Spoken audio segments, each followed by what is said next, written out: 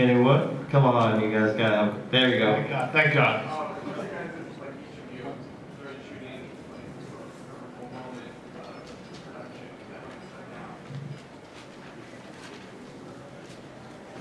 Go ahead. You were there longer than me. Look, here was the most memorable one. I'll go first because I had the briefest part in the movie. I think mostly, that's the one thing, Rob's a big fan of mine in special features. You always have to see me in the special features. But I remember he did the same thing. I know there was 1 or 2 takes that we had to redo because in the back you hear the director, you know, when he laughs, when we were doing Devil's Rejects, it was the same. You could actually hear on the more screen thing, you could hear Rob laughing. So I like to make him laugh against his will. Yeah, you can, if you listen carefully, you might hear him laugh. And that's what I mean, he's very appreciative. So that's what I remembered. You know, I was only there for, I wish longer, but just a day.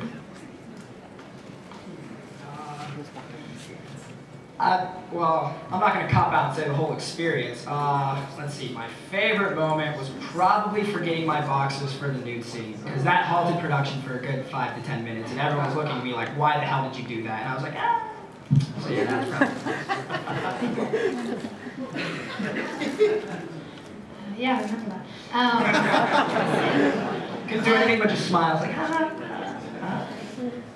Probably the night that we did my death scene. It was cool just walking around and being completely covered in blood and, you know, outside smoking cigarettes, freaking people out. When I finally got the kickback in first class with a martini when it was over. Oh, he does it again. No, I think one of my brightest moments in the film was when I said to Sherry, how do I say this without cursing? Bitch, I will crawl over there and skull you. And Sherry said to me, what does that mean?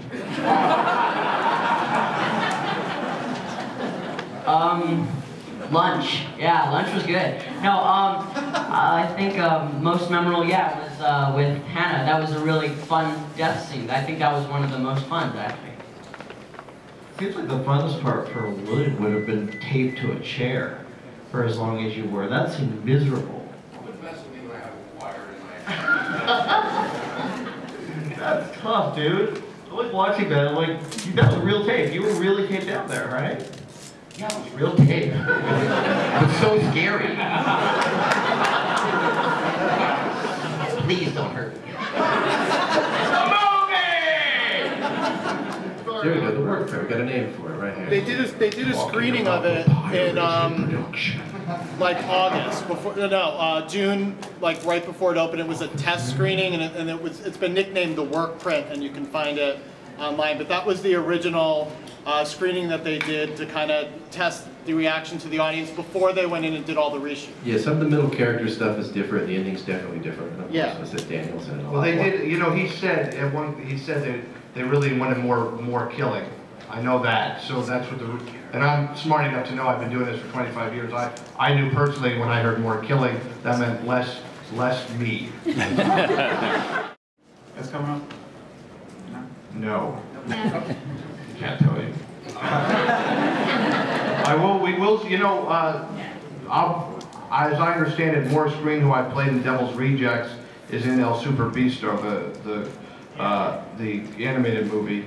I know when we did the recording, he showed me a picture, I looked like Godzilla. I mean, they drew a huge fat me. But, you know, the good news is, it's cool to play a guy in a real movie and an animated movie, the same character, so that'll be interesting. But T-Rex, no. I don't know where that is. Hangovers are easier when you're animated. What's that? Okay, we have time for one more question. Does anyone want to take it? Come on, one more question. We can. Right back there, yes. Was there anything in the movie that you guys shot that didn't make the movie that you wish would have been in it? You can have 7 careers with what don't make it into a movie. You know what I'm saying? There's endless stuff that doesn't make it in movies. Somebody once told me that they actually use it to fill in the freeway. So, like, most of the 101 freeway is probably where Daniel and I entire career is. Many movies get cut.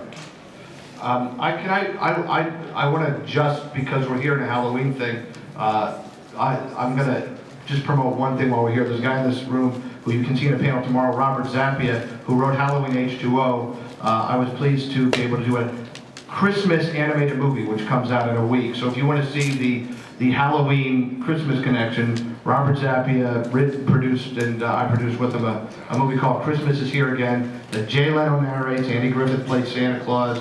I play an elf. Norm Macdonald is in it, Brad Garrett. So we're going to tell everybody, you got to go get it, because it's a good family thing. I'm sure all of you have families that you like to share Christmas movies with, so they don't have to hear about Halloween anymore. Ho, ho, ho. Well, let's finish it up. What have all of you got coming up after this? Actually, Wednesday, Pushing Daisies was on. I was in that, and yeah, thanks. And there's going to be another episode with Pushing Daisies with me on it. Great.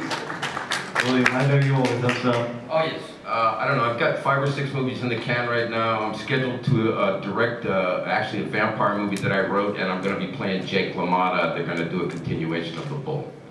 Oh! Put down the book and get busy.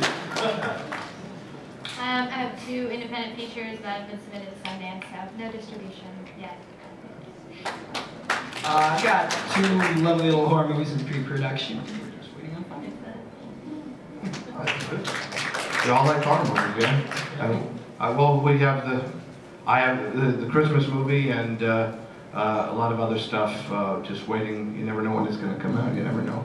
But I'm blessed I get to work a lot. Well, we're all available for weddings and bar mitzvahs, whatever you need. Ronnie White is especially ready for any child care, whatever you like. If anybody like a babysitter for the weekend. Well, thank you guys so much.